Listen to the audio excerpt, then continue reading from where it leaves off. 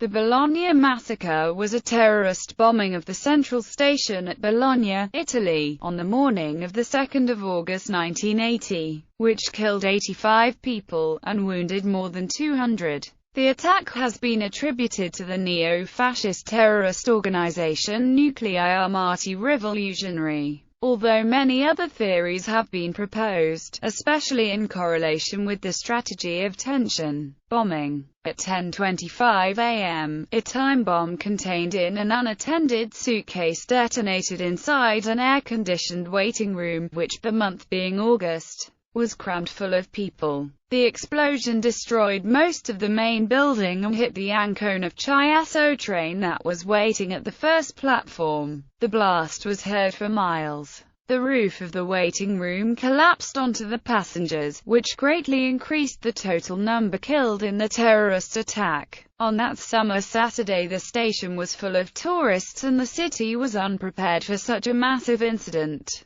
Many citizens and travelers provided first aid to victims and helped to extract people buried under the rubble. Given the large number of casualties, since the ambulances and emergency vehicles were not sufficient for the transport of the injured to the city's hospitals, firefighters also employed buses, in particular the Line 37, private cars and taxis, in order to provide care to the victims of the attack. Doctors and hospital staff returned from vacation, as well as departments closed for summer holidays were reopened to allow the admission of all patients. In the following days, the central square of Bologna, Piazza Maggiore, hosted large-scale demonstrations of indignation and protest among the population, in which were not spared harsh criticism and protests addressed to government representatives, who attended the funerals of the victims celebrated in the Basilica San Petronio on the 6th of August.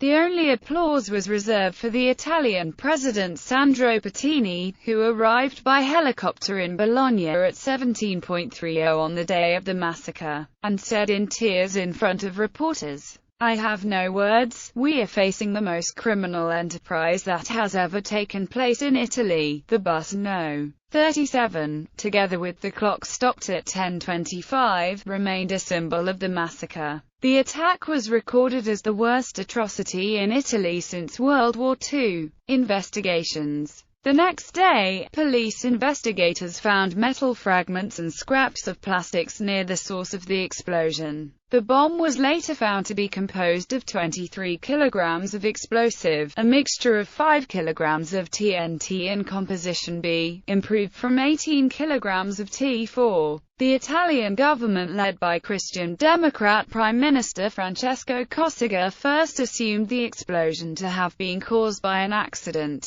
Nevertheless, soon the evidence gathered on site of the explosion made it clear that the attack constituted an act of terrorism. L'Unità, the newspaper of the Italian Communist Party, on the 3rd of August already attributed to neo-fascists the responsibility of the attack. Later, in a special session to the Senate, Cossiga supported the theory that neo-fascists were behind the attack, unlike leftist terrorism, which strikes at the heart of the state through its representatives. Black terrorism prefers the massacre because it promotes panic and impulsive reactions, disinformation and false leads. Almost immediately after the bombing, the press agency ANSA received a telephone call from someone purporting to represent NAR claiming responsibility. The call later proved to be fake, and to have originated from the Florence office of SISMI, the Italian military secret service. Federico Manucci Benincasa, director of the Florence branch of SISMI, would later be charged with obstruction of justice. In September 1980, a Lebanese connection is manufactured, involving Al-Fatah, Phalangists, Italian radicals and Swiss journalists tied to the Italian intelligence community, who supply investigators with fake notes, memos, and reports. This was followed by a KGB connection, fostered by head of intelligence General Giuseppe Santovito, a member of P2, and Francesco Pazienza, Generals Pietro Musumeci, a member of P2, and Giuseppe Belmont of SISMI had a police sergeant put a suitcase full of explosives, of the same type that blew up the station, on a train in Bologna. The suitcase also contained personal items of two right-wing extremists, a Frenchman and a German. Musumeci also produced a phony dossier, called Terror on Trains. General Musumeci was charged with falsifying evidence in order to incriminate Roberto Fiore and Gabriele Adinolfi, two leaders of Terza Opposizione who had fled to London. Both Terza Opposizione leaders claimed that Musumeci was trying to divert attention from Licio Gethley prosecution and trial. The attack has been attributed to the NDA, a neo-fascist terrorist organization. A long and controversial court case began after the bombing. Francesca Mambro and Giuseppe Fioravanti were sentenced to life imprisonment. In April 2007, the Supreme Court confirmed the conviction of Luigi Ciavardini, a NA member associated closely with close ties to Terza Opposizione. Ciavardini received a 30-year prison sentence for his role in the attack. Ciavardini had been arrested following the armed robbery of the Banca Unicreditore di Roma on 15 September 2005. Ciavardini was also charged with the assassination of Francesco Evangelista on 28 May 1980, and the assassination of Judge Mario Amato on 23 June 1980. On 26 August 1980, the prosecutor of Bologna issued 28 arrest warrants against far-right militants of the NA and Terza Opposizione. Among those arrested were Massimo Mossello, Francesca Mambro, Aldo Semerari, Maurizio Neri and fascist militant Paolo Signorelli. They were interrogated in Ferrara, Rome, Padua and Parma. All were released from prison in 1981. Main stages of the trial. Bologna, 9 March 1987. First trial. Accused of murder: Massimiliano Fascini, Valerio Fioravanti, Francesca Mambro, Sergio Picciafuoco, Roberto Renana and Paolo Signorelli. Accused of armed gang: Gilberto Cavallini, Massimiliano Fascini, Valerio Fioravanti, Egidio Giuliani, Marcello Iannelli, Francesca Mambro, Giovanni Miglioli, Sergio Picciafuoco, Roberto Rajo, Roberto Renana and Paolo Signorelli. Accused of subversive association: Marco Ballon, Giuseppe Belmont, Fabio De Felice, Stefano Del Chiesa, Massimiliano Fascini, Licio Gethley, Maurizio Giorgi, Pietro Musumeci, Francesco Pazienza, Paolo Signorelli and Adriano Tiffa. Accused of defamation to ensure impunity for massacres perpetrators: Giuseppe Belmont, Licio Gethley, Pietro Musumeci and Francesco Pazienza. The 11th of July 1988. Judgment: life imprisonment for the crime of murder. Massimiliano Fascini, Valerio Fioravanti, Francesca Mambro and Sergio Picciafuoco. Acquitted. Roberto Renana and Paolo Signorelli. Convicted of armed gang: Gilberto Cavallini, Massimiliano Fascini, Valerio Fioravanti, Egidio Giuliani, Francesca Mambro, Sergio Picciafuoco, Roberto Renana and Paolo Signorelli. Acquitted. Marcello Iannelli, Giovanni Miglioli and Roberto Rajo. Acquitted of subversive association: Marco Ballon, Giuseppe Belmont, Fabio De Felice, Stefano Del Chiesa, Massimiliano Fascini, Licio Gethley, Maurizio Giorgi, Pietro Musumeci, Francesco Pazienza, Paolo Signorelli and Adriano Tiffa. Convicted of defamation to ensure impunity for massacres perpetrators: Giuseppe Belmont, Licio Gethley, Pietro Musumeci and Francesco Pazienza. The 25th of October 1989 starts the appeal process. The 18th of July 1990 judgment on appeals. Acquitted of murder: Massimiliano Fasciani, Valerio Fioravanti, Francesca Mambro, Sergio Picciafuoco, Roberto Renana and Paolo Signorelli. Convicted of armed gang. Gilberto Cavallini, Valerio Fioravanti, Francesca Mambro and Egidio Giuliani. Convicted of defamation. Giuseppe Belmont and Pietro Musumeci. Acquitted the other defendants. On 12 February 1992, the United Sections of the Criminal Court of Cassation acquitted Roberto Renana and Paolo Signorelli from the charge of murder. It also acquitted a number of other defendants owed various charges, cancelled the judgment, and ordered a new trial. The Court of Cassation declared the appeal process must be redone, because the sentences were deemed illogical, incoherent, not assessing proofs and evidence in good terms, not taking into account the facts preceding and following the event, unmotivated or poorly motivated. In some parts the judge is supporting unlikely arguments that not even the defense had argued. The 11th of October 1993 starts the new appeal trial. Accused of murder: Massimiliano Fasciani, Valerio Fioravanti, Francesca Mambro and Sergio Picciafuoco. Accused of armed gang: Gilberto Cavallini, Egidio Giuliani, Valerio Fioravanti, Francesca Mambro, Sergio Picciafuoco and Roberto Renana. Accused of defamation to ensure impunity for massacres perpetrators: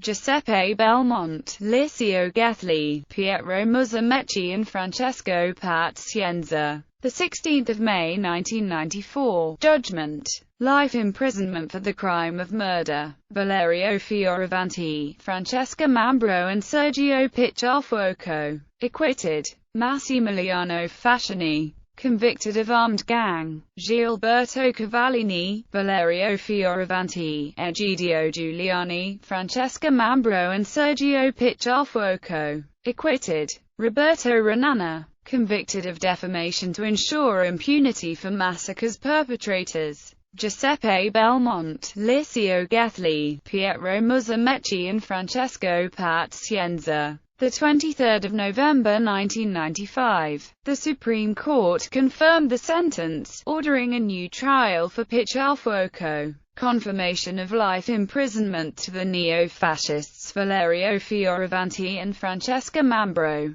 members of the Nuclei Armati Rivoluzionari, who have always maintained their innocence, for executing the attack. Sentence for investigation diversion to Licio Gethli, Francesco Pazienza and to SISMI officers Pietro Musumeci and Giuseppe Belmont. 18 June 1996. The appeal court in Florence acquitted Sergio Picciafuoco for not having committed the crime. 15 April 1997. The Supreme Court confirmed the sentence. In April 1998, Francesca Mambro was authorized to leave her prison during the day, and carried out activities against the death penalty in the headquarters of the Radical Party. In June 2000, Massimo Carminati, Ivano Bongiovanni and Federico Minucci Benincasar were convicted for obstruction. Carminati and Minucci Benincasar were acquitted for lack of evidence in December 2001, while the use of Bongiovanni is declared unreliable. On January 30, 2003, the Court of Cassation finally acquitted Carminati and Minucci Benincasar. Alternative hypotheses: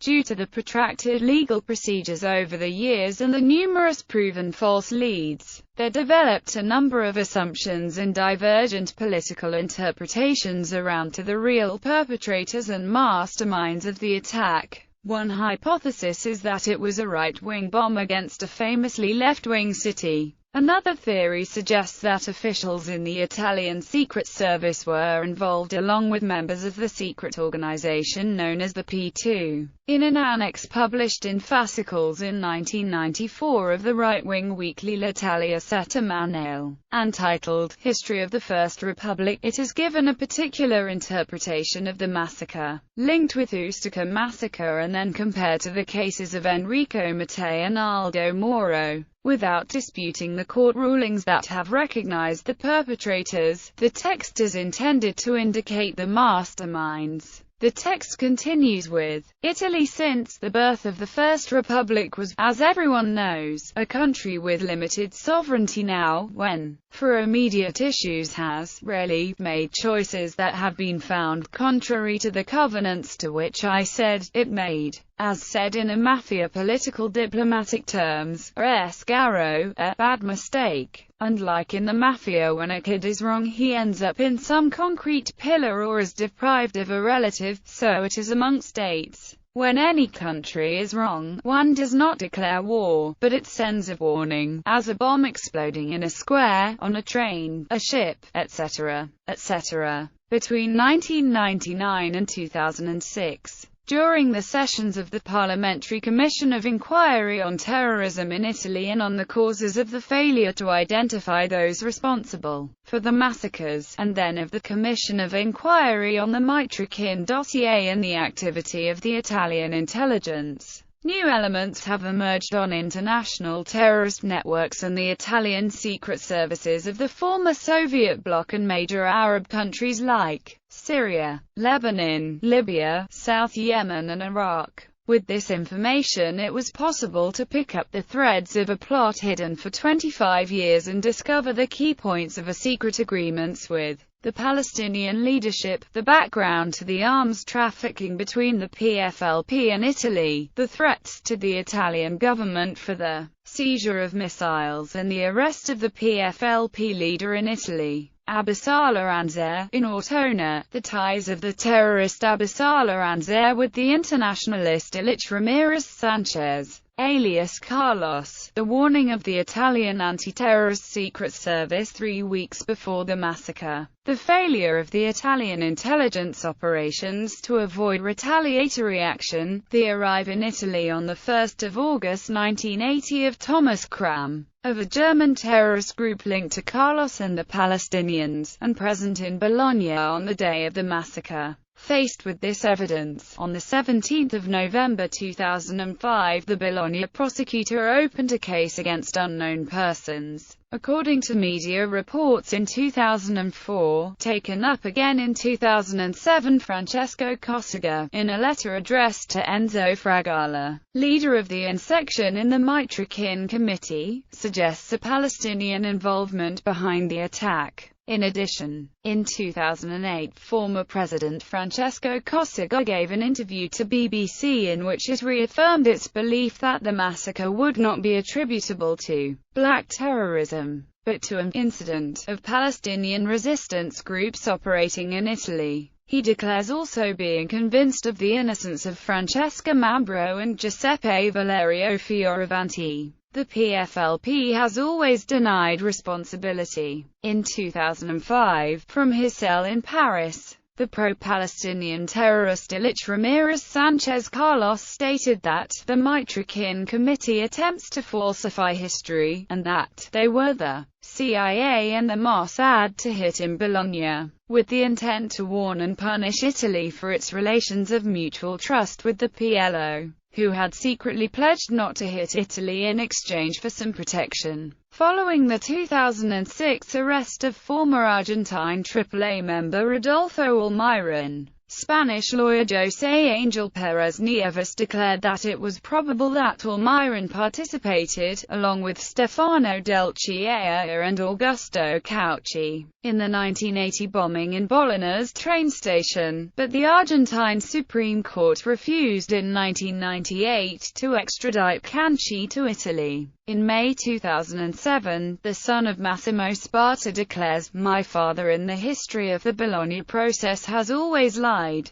On 19 August 2011, the prosecutor of Bologna placed under investigation 2 German terrorists, Thomas Kram and Christa Margot Froelich, both linked to the group of terrorists Carlos, who would be present in Bologna on the day of the attack. thus following the trail of Palestinian terrorism, never accepted by the president of the family victims Paolo Bolognesi and instead repeatedly revived by Francesco Cossiga. Legacy. The municipality of Bologna, together with the Associazione Trai Familiari del Time della Strage alla Stazione di Bologna del 2 agosto 1980 hold an annual international composition competition, which culminates with a concert in the town's main square, Piazza Maggiore, annually on the 2nd of August, which is also the day designated as a national memorial day for all terrorist massacres. The area of the station where the bomb detonated has been reconstructed, but, as a memorial of the attack, the original floor tile pierced by the detonation has been left in place and a deep crack closed by a glass panel has been made in the reconstructed main wall. As a further memorial, the station clock that stopped at 10:25 due to the explosion has been repaired but permanently set at that time. List of victims and their age. Victims Association. Relatives of the victims formed an association to raise and maintain civil awareness about the case. The Victims Association was formed on 1